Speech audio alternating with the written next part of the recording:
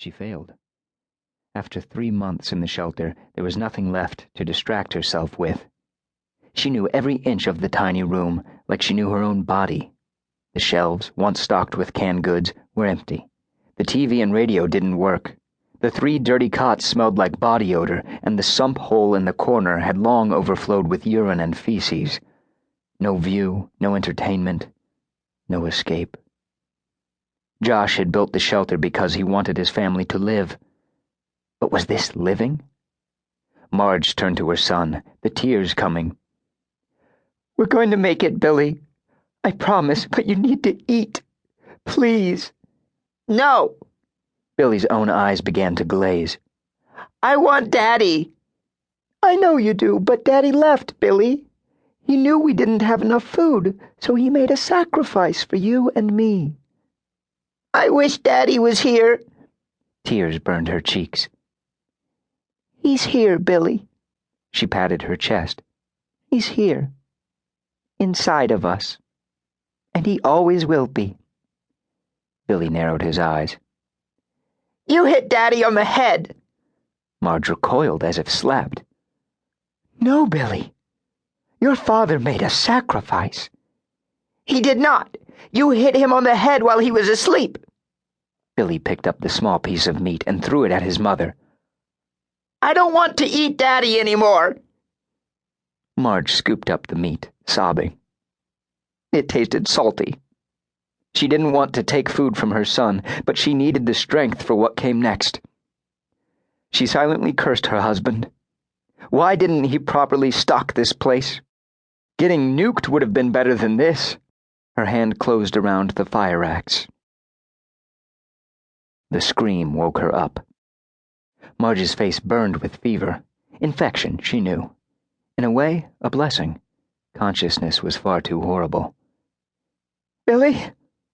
Whimpering, Marge squinted in the darkness. "Mommy?" She shifted, the pain in her legs causing her to cry out. She unconsciously reached down to touch them, but felt nothing. They'd eaten her legs last week. "What's the matter, Billy? Are you hungry, honey?"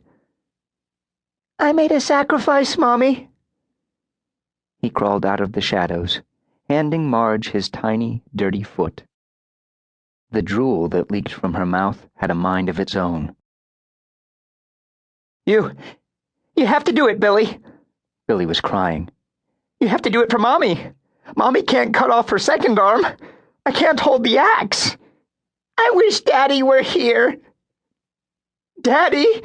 Marge's face raged with anger, madness. "Your father did this to us. He got off lucky." She stared at her baby boy, legless, pulling himself along on his hands. Damn the world, and damn God, and damn Josh for letting this... There was a noise coming from the door. It was a knock. Someone was knocking.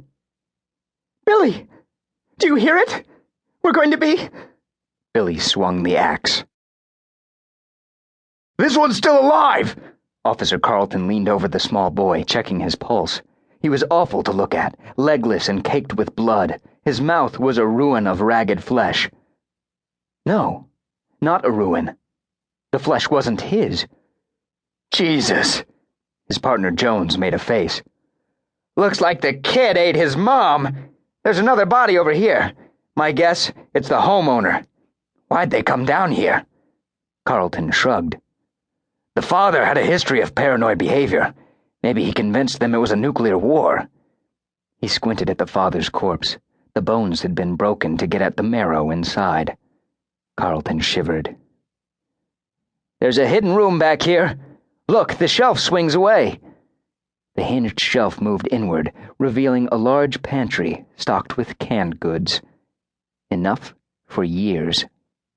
"Now, Billy!" Carlton caught the movement and spun around, in time to see the little creature with the axe bring it down on his partner's head. Carlton's jaw dropped. The woman, the gory, limbless torso that they thought was dead, was undulating across the floor toward him like a gigantic worm. He drew his gun. The axe hit him in the belly. "We're saved!" the mother thing cried. Her voice was wet with something. Blood?